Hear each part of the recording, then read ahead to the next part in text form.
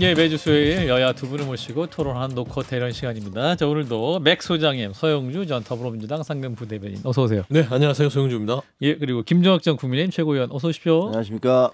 예, 오늘도 비가 오는 날이었습니다. 그래서 지금 약간 좀 우리 맥 소장님 맥이 좀 약한 것 같아요. 안 그래요? 또 이게 이제 한판 소음이 나오면 예. 또 이렇게 진기가 끌어올려져서 진기를 끌어올려서 단전에서부터. 예. 그러다가 주와인마에 빠집니다. 조심하세요.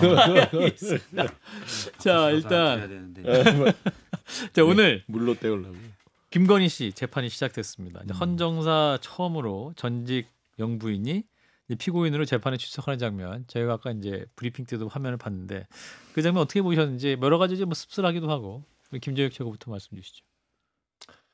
뭐 씁쓸하다고 얘기하셨지만 국가적으로 상당히 부끄러운 일이죠. 예. 왜냐하면 뭐 대통령과 대통령 부인이 모두 구속이 돼서 재판을 받는 건 우리가 옛날에 무슨 저 남미의 어떤 그 정치적으로 굉장히 그 후진적인 그런 나라들이나 아프리카나 동남아에서 뭐 일부 오래전에 있었던 마르코스 이멜다 뭐 이런 얘기들 좀 해봤지만 OECD 국가이고 그다음에 전 세계가 원조를 받다가 남을 원조해주는 국가가 됐고 그리고 그 K 컬처라는 것들이 전 세계를 호령하고 있는 그런 나라에서 대통령과 부인이 모두 구속이 돼서 재판을 받고 있다라는 그 모습이 사실 뭐 국가적인 어떻게 보면 굉장히 부끄러움이라고 생각을 해요. 그리고 그 내용 자체도 대통령이 뜬금없이 비상계엄을 해서 무슨 뭐 종북 세력을 처단한다면서 뭐 비상계엄을 하는 그것도 뜬금없기 그지없고 또 대통령의 부인이라는 분이 지금 16개의 혐의를 보면 도대체 누가 대통령이었던 거야 뭐 이런 얘기가 생각날 정도로 그런 생각이 들 정도로 뭐 사방팔방 안 한 게 없잖아요. 그러니까 이런 것들을 보면 아 정말 참 우리 대한민국의 어떤 대통령제가 이미 70년, 80년 이렇게 이어지고 있음에도 아직도 많은 그런 뭐 구멍이 있구나라는 생각을 하게 됩니다. 예. 국민 한 사람으로서 참담하죠. 뭐. 예, 지금 드러난 혐의만 봐도 이분이 정말 바빴겠다 그런 생각이 좀 들더라고요. 그러니까 뭐 그 새벽까지 잠을 안 잔 이유를 알겠어요. 이제 바빠요. 일을 할 게 많잖아요. 근데 이제 사실 저는 김건희 씨의 재판을 보면서 이게 헌정사에서 처음 있는 일이잖아요. 그렇죠. 그게 중요한 게 아니라 헌정사에 가장 부끄러운 국격이 떨어진 그런 장면이 아닐까. 예. 그래서 사람을 잘 뽑아야 되구나. 어떤 조직이든. 불과 부부예요. 2명인데도 불구하고 물론 대통령이지만 그 대통령이 지난 3년 동안 대한민국의 국격을 3년만 떨어뜨린 게 아니라 대한민국 전체 헌정사의 국격을 떨어뜨렸다. 그리고 저는 김건희 씨를 보면서 성경 말씀이 생각났습니다. 성경.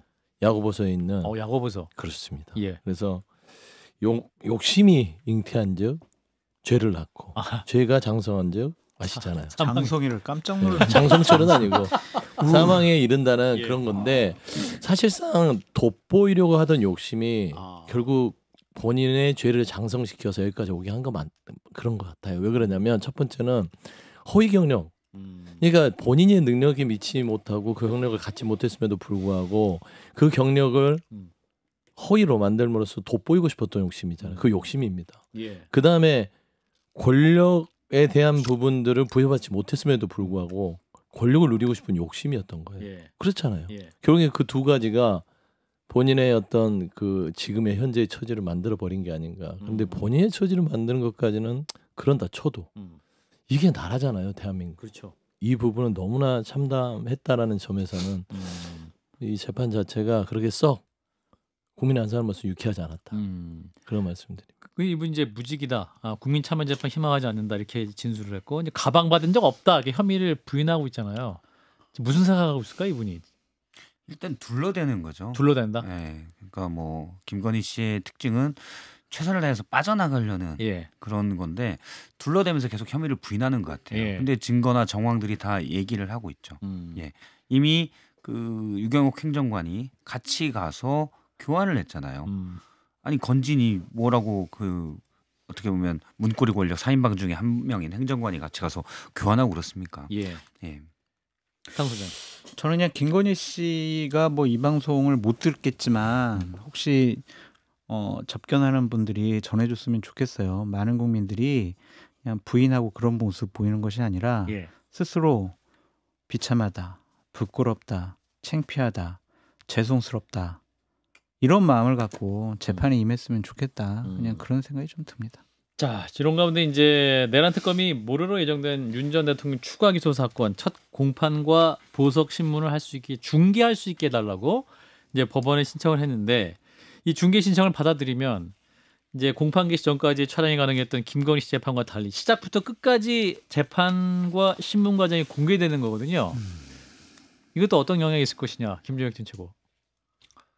아니, 저는 우리가 뭐 이것은 좌나 우나 여나 야를 따질 것 없이 대한민국에서 이 같은 불법 계엄이 더 이상 발생하면 안 되잖아요. 예. 그리고 이거는 왜 이런 일들이 벌어졌고 그리고 당사자들은 어떻게 설명을 하고 있고 또 어떤 증언들이 나오는지를 국민들에게 알릴 필요가 있다라고 생각을 해요. 그래서 저는 이거 중계를 했으면 좋겠어요. 중계해라. 네, 허가해라. 했으면 좋겠어요. 허가를 해서 실제로 대통령이 뭐라고 얘기하는지도 듣고 싶어 진짜로. 본인이 뭐라고 얘기를 하는지. 지금도 그때 헌법재판소에서 나왔던 대로 똑같이 얘기를 하시는 건지 보면 아직도 이분의 목소리를 직접 보지 않으니까 뭐 이른바 강렬, 강성 우파, 극우 이런 분들은 윤어게인 하면서 뭐 지난번에 대구 집회에서 대형 얼굴 사진 들고 와서 시위하고 이러더라고요. 근데 그런 거 보는데 그럼 진짜 온 국민이 한번 이분들이 뭐라고 얘기하시는지 그리고 다른 증인들은 뭐라고 얘기하는지 그걸 좀 봤으면 좋겠어요. 계엄한 이유라도 좀 알고 싶다. 네, 그래서 진짜로 그게 부인을 위해서 한 건지 지금도 그렇게 무슨 종북 좌파가 대한민국을 다 휩쓸어서 그렇게 어쩔 수 없었다고 생각을 하는 건지 부정선거가 아직도 그렇게 횡행해서 그래서 다 모든 게 다 부정선거여서 국회의원들이고 대통령이고 다 부정선거의 산물이라고 생각하시는 건지 그런 부분들 중국 간첩들이 아직도 여기서 우리 부정선거를 이렇게 자행하고 있다고 진짜 믿으시는지 아니면 그냥 거짓말을 한 건지 그거 좀 듣고 싶어요. 뭘 들어요 듣기는 듣는 거 자체가 징글징글한데. 징글징글하긴데요. 근데 이게 참 보면은 국민의힘 측에서 방어 논리가 내란 하지 마라. 아직 재판이 다 안 끝났다. 재판이 꽝꽝꽝 대부분에 나오기 전까지는 이걸 내란으로 인정할 수 없다라는 그런 주장들을 좀 하고 있잖아요. 국민의힘 지도부가. 그래서 민주당이나 일부 국민들은 아직도 내란이 안 끝났다고 느끼는 겁니다. 장 소장님도 벌써 징글징글하다고 하잖아요. 이 내란이라는 얘기를 언제까지 우리가 해야 되는지.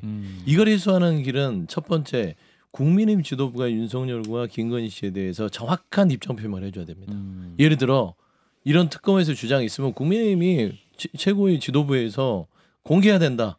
이번에 이 내란 부분에서 국민들한테 다시는 이런 일이 없도록 해야 된다. 이런 것들을 야당에서도 얘기를 해준다면 재판부가 저는 머뭇거릴 이유도 없었을 거라고 봅니다.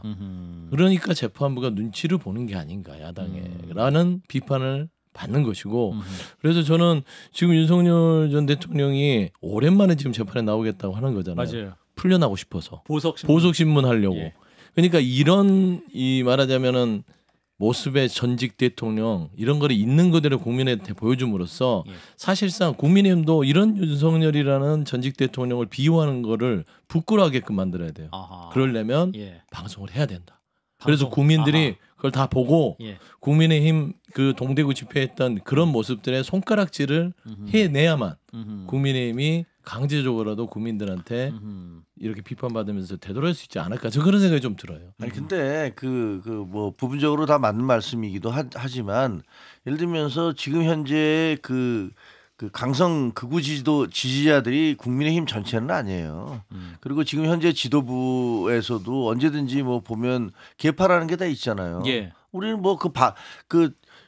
김건희, 윤석열 이 두 부하고 절연해야 된다고 하고 그다음에 잘못된 것은 그 처벌을 받아야 된다고 주장하던 사람들이 쫓겨났을 뿐인데 그 전에는 63%로 또 그 한동훈 대표가 63% 압도적으로 당선되기도 했었어요. 예. 그러니까 지금에 보여지는 모습이 제가 옳다고 얘기하는 건 절대 아니지만 그러나 민주당도 마찬가지잖아요. 민주당도 보면은 강성 있고 뭐 박찬대 계가 있고 정청래 계가 있고 그래갖고 지금도 뭐 강성들이 막 밀어붙이고 예. 그게 전부 다 민주당의 생각은 아닐 거라고 생각해요. 저는 민주당 내에서도 다른 사람들도 이렇게 가면 안 되는데라고 주장하는 사람도 있을 거예요. 그러니까 뭐 비판은 달게 받겠지만 뭐 그게 전부 다 국민의힘은 다 니들은 뭐 동조 세력이다. 예. 이렇게 하는 건 좀 아니다. 저는 지금 이제 정치 상황을 얘기하는 게 아니라 극단 지지층에 대한 문제점이 아니라 내란을 대하는 태도에 대해서 얘기를 하는 거라서 예. 사실상 윤석열에 대한 입장은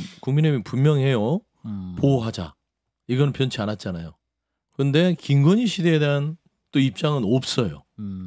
어떻게 할 거예요? 이런 정당이라는 것을 지적하는 것이다. 제가 말씀드리는 거죠. 저도 뭐 중계해야 된다고 봐요. 일단 전직 대통령의 내란 혐의에 대한 재판이잖아요. 예. 워낙 중요한 재판이니까 중계를 해서 어떤 그 낱낱이 국민들이 볼 수 있게 하는 것도 맞고 그리고 사실 헌재 결정 때 그리고 그 이후에 대선 과정에서 광풍이 있었거든요. 저는 아스팔트의 광풍이라고 생각을 해요. 예. 그거는 뭐 당시 이재명 후보에 대한 반감도 작용했을 것이고 여러 다른 변수들 때문에 그런 게 광풍이 더 일었겠지만 근데 지금은 그 광풍이 저는 어느 정도는 잠잠하다고 생각합니다. 그래서 국민들이 특히 이제 구구 지지자들 또는 뭐 구구 바로 옆에 있는 지지자들 좀 차분하게 그자가 무슨 짓을 했는지 그자는 어떤 자인지를 보는 것도 의미가 있고요. 예. 그리고 김종혁 최고위원님이 말씀하신 대로 사실은 국민의힘도 이 재판 생중계가 되면 약간은 내란과 절연하는 데 조금 도움이 될 거라고 봐요. 물론 위험성도 있죠. 오히려 극우 지지층 눈치 보여 위험성도 있겠지만 사실 최근에 장동혁 대표나 이렇게 메시지를 보면 윤석열 전 대통령과는 선을 그었죠. 후보 시절에 윤석열을 이용했을 뿐이에요. 제가 볼 때는. 그래서 선을 긋고 있기 때문에 빨리 선 그으라고 좀 내주는 그런 효과도 있을 거라고 봅니다. 자, 이런 거는 통일교가 지금 뉴스를 덮고 있습니다. 일본 언론은 탑이라고 하죠. 지금 이제 한학자 씨 얘기가. 자, 장 소장님. 네. 왜 놀라세요? 저 통일교 아니에요. 우리 장 소장님의 종교를 여쭈는 게 아니고 또 새롭게 나온 사실이 지금 이제 윤석 정부 시절에 국민의힘 전당대회를 앞두고 권성동 의원뿐 아니라 지금 출마를 준비했던 국민의 유력 정치인들이 통일교 측에 지원을 요청한다는 특검이 또 파악한 걸로 지금 나타나고 있지 않습니까? 그래서 지금 윤영호 씨랑 건진법사 문자 내역을 바탕으로 해가지고 이 후보들이 경쟁적으로 통일교인들을 동원했을 가능성도 보고 있는 상황이거든요. 이거 어떻게 할 수 있을까요? 당연히. 근데 이게 아직 수사로 네. 나온 건 아니고 네. 우리가 정황상 추측을 하는 건데 맞는 것 같아요. 여러 가지 그냥 분위기를 보면 통일교가 함께 도와준 게 통일교가 뭐 자금이라든지 네. 아니면은 신도들을 당원으로 가입을 시켜서 전당대회라든지 아니면은 대통령 후보 경선에 상당한 영향력을 발휘하려고 한 것이 아니냐. 그건 사실인 것 같은데 예. 그냥 그것이 의심과 추측의 영역인데 보다 더 정밀한 수사 조사가 좀 필요할 것 같다라는 좀 생각이 들고 어제 한 보도 보면은 김정재 의원에게도 뭐 통일교에서 무슨 자금이 좀 지원이 됐다 뭐 정황이 있다. 예, 그러한 보도들이 계속 나오고 있잖아요. 예. 그렇게 우리가 추측을 한다면 대선 당시에 시당위원장, 도당위원장 쪽을 통해서 통일교의 자금들이 들어갈 가능성이 있지 않을까 그렇게 좀 추측을 해보거든요. 도당위원장, 시당위원장, 아하. 서울시 같으면 시당위원장, 예. 경북도 도당위원장 아하. 이런 분들을 통해서 통일교에서 좀 전국적 지역적으로 자금을 좀 집행한다라는 그런 것도 보도가 됐잖아요. 맞아요.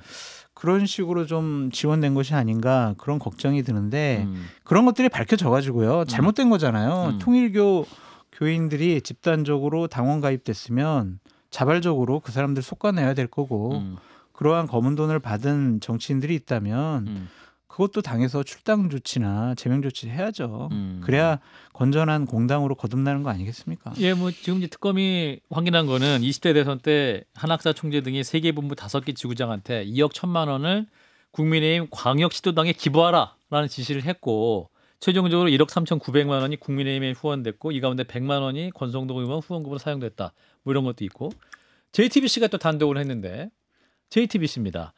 내부 회고 통일교 내부 회계 보고서를 입수했는데 2022년 1월에 TPGC 특별 프로젝트라는 명목으로 그 통일교 효전글로벌 문화재단이 자금 100억 원이 통일교 세계본부로 전달됐다라고 적혀 있고 이 돈이 이제 100억여 원이 대선을 앞두고 이제 입금된 사실을 확인되면 이게 최종적으로 어디로 갔느냐 이것까지도 지금 검찰이 그 특검이 보고 있는 것 같아요. 이거 만약에 밝혀지면 대형으로 나올 것 같은데 김종혁 최고. 이게 좀 큰 그림을 봐야 될 것 같아요. 예. 그러니까 쉽게 얘기하면 통일교가 꿈꾸던 세상이 정교일치 아니에요. 그러니까 정치에다 영향을 미쳐서 우리 교세를 확대하겠다라는 건데 그게 일본에서 굉장히 오랫동안 먹혀왔던 거예요. 그게. 그래서 일본에서는 통일교 신도가 우리보다 훨씬 더 많고 그다음에 아베가 암살당한 것들이 보면은 우리 엄마가 통일교에다 재산 다 갖다 주고 근데 이 자민당에서 말이야 그 비호해주고 예. 뭐 이런 것들 때문에 암살했다는 거 아니에요. 그래서 일본도 발칵 뒤집혔고 근데 그 일본에서는 이제 의원 내각제니까 우리하고 좀 다른 차원에서 아베가 암살되고 나니까 비로소 이제 야 통일교 이거 안 되겠네 큰일 나겠네라고 해서 법원이 뭐 소송도 걸고 그다음에 뭐 민사 소송도 들어가고 해산 명령도 내리고 이런 게 되고 있던 거고 우리나라에서 이번에 터진 거죠. 이거는 만약에 윤석열 대통령이 그 비상계엄하지 않았으면 이거 안 터졌을 거 아니에요. 그렇죠. 예. 다 덮였을 거예요. 예, 예. 근데 아베가 암살됨으로 해서 일본에서도 이게 불거진 거고 우리나라에서는 이게 스물스물 통일교가 들어와서 정치인들한테 돈 뿌리고 그다음에 그 당원 가입시켜 갖고 우리가 이제 특별한 제도잖아요. 이게 일본과는 다른 시스템이니까 아 여기는 당원 우리 교인들을 당원으로 가입시키면 그러면 우리가 당을 좌지우지할 수 있겠구나. 영향을 미칠 수 있겠구나. 적어도 이런 힘을 보여주면 저기가 우리한테 뭔가 반대급부를 해주겠구나. 이런 계산을 한 것 같아요. 그러니까 이제 당원 가입을 시킨 건데 이게 터지는 거예요 지금. 그러니까 어떻게 보면 통일교라는 종교가 갖고 있었던 그 기본적으로 정교 유착을 해서 뭔가 우리가 얻어내겠다라는 그 태도와 철학, 가치 이런 것들이 이제 무너지기 시작하는 거죠. 그래서 구체적으로는 뭐 수사에 따라서 누가 얼마를 받았고 이런 건 전 잘 모르겠어요. 그것까지야 이제 뭐 수사기관에서 할 거지만 큰 틀에서 한국과 일본의 뿌리를 내리고 있던 통일교의 기반은 이런 식으로 무너져 내리고 있다. 이렇게 볼 수 있는 것 같아요. 대선 그러니까 직전 한학자 지시로 100억을 조성하게 했다라는 거죠. 100억이 입금이 됐잖아요. 예. 그 세계본부장 윤영호 본부장이 그걸 다 관할을 했는데 그쪽으로 입금이 됐다는 보도인데 통일교 세계본부로 예, 전달됐다. 그게 이제 어떻게 썼냐는 아직 안 밝혀졌죠. 그렇죠. 근데 김건희 씨나 통일교나 어떤 거냐면 이제 진행되는 거죠. 나왔던 논란이든 그랬어? 김건희 씨가 뭐 거부기를 받았어? 뭐는 들킨 것들이죠. 제가 들킨 것이라고 표현한 거는 안 들킨 게 많다. 지금 2억 1천만 원이 실제로는 뭐 다는 아니지만 5개 교구로 해서 경상을 특히 많이 갔습니다. 오지구가 경상인데 경상에 5천만 원이 배정이 됐어요. 그럼 국민의힘 아무래도 지지층이 많은데 더 많은 자금을 지원한 거죠. 예. 오히려 서울 경기보다 더 많은 자금이 지원됐거든요. 이런 걸 보면은 통일교가 확실히 국민의힘 쪽과 손을 잡고 김종혁 위원님이 말씀하신 대로 약간 국민의힘을 잠식해서 자신들이 정교 유착 또는 일체의 나라를 만들려고 한 거 아닌가 이런 생각이 들고 그 작업이 이제 과거부터 윤영호 본부장이 한 얘기를 보면 사실 건진과 나눈 문자를 보면 우리와 거래하던 원래 의원들도 있다. 그 문자가 있잖아요. 맞아요. 22년 11월에 당시 이제 전당대회 23년 3월 8일 전당대회를 앞두고 누구를 밀 것인가 할 때 그런 문자가 있는데 그때는 좀 완전히 총체적 또는 전면적이라기보다는 아름아름해서 알고 지내다가 윤석열 정부 들어와서 보다 더 이제 전면적으로 국민의힘을 잠식하려고 한 게 아닌가? 그것도 그러면 그 공간을 열어준 게 일단은 권성동 의원이 열어줬다라고 봐야죠.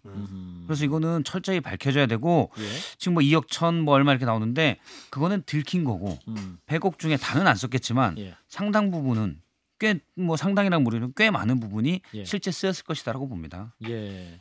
또 한겨레 보도가 있어요. 한겨레가 윤용호 전 세계본부장이 2022년 2월 자신의 다이어리에 특별 예산이라는 항목을 적었답니다. 거기에 보면 북 및 대선 500이라는 문구가 적혀 있었다는 거예요.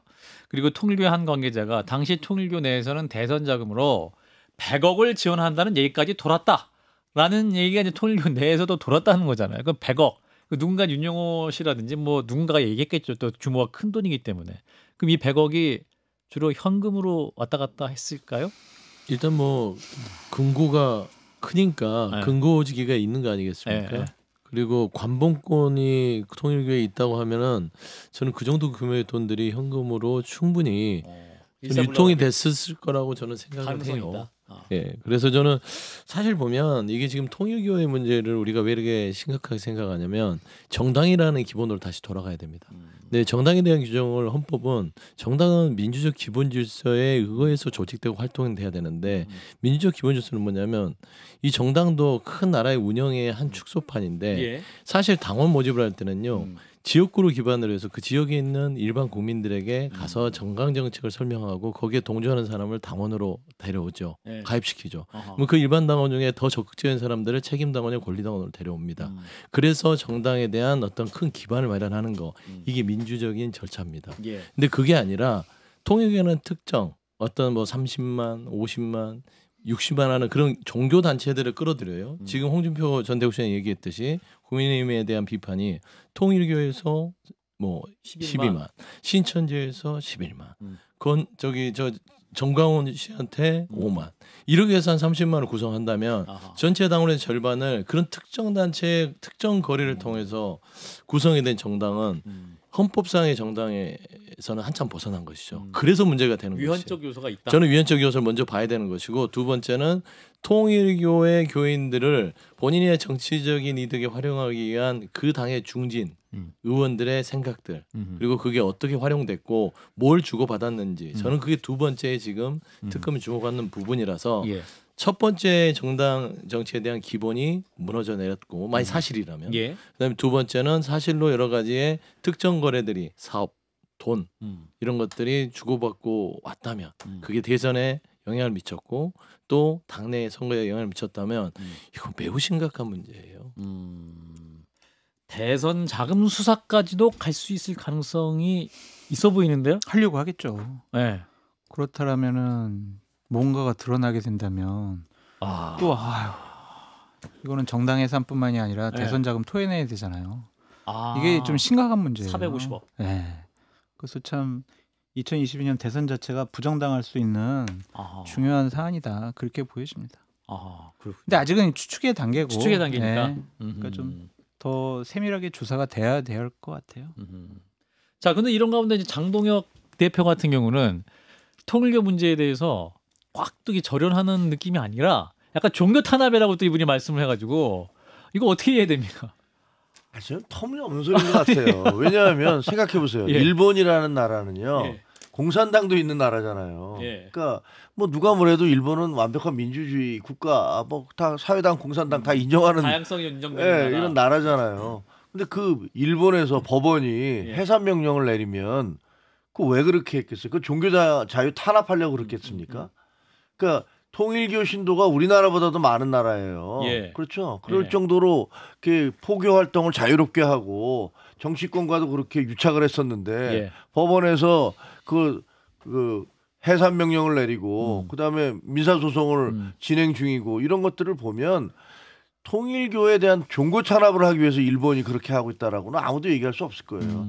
우리나라도 마찬가지 아니에요. 예. 아니 종교의 자유라는 것들을 인정해 줘야지만 종교의 자유가 종교가 범죄를 저지를 자유를 인정해 주는 게 아니잖아요. 아니 뭐 우리 뭐 JMS인가 정명석 씨 같은 경우는 뭐 성폭행으로 해서 구속돼 있지만 그럼 그 사람이 종교의 이건 종교 교주에 대한 탄압입니다. 라면 그거 받아들여 줘야 됩니까? 말이 안 되는 얘기죠. 그러니까 이거는 저는 장동혁 대표가 왜 우리하고 그걸 그 종교의 자유라는 이름으로 통일교를 커버를 하려는지 이해가 잘 안 되는데 예. 그렇게 하면 안 되죠. 절연을 잘못된 건 잘못됐다고 얘기를 하고 예. 빨리 절연해야 되는데 물론 뭐 제가 보기엔 윤석열 김건희 두 분하고도 절연 안 하고 저렇게 무슨 계몽령 저러고 있으니 뭐 그런 것의 연장선상인지는 잘 모르겠습니다만 예. 저는 종교자유 탄압이라는 건 말이 안 된다고 생각해요. 예. 네, 종교 탄압이라는 자체는 종교를 믿고 이렇게 선택하는 부분들을 못하게 강제력을 하는 것이고 한학자 같은 분이나 정광훈 씨는 빼고요. 일단 뭐 나머지 그런 그 하나님이라고 하는 분들에 대해서 범죄를 저지르면 당연히 단절해야죠. 예. 박정희 한판승부 함께하고 있습니다.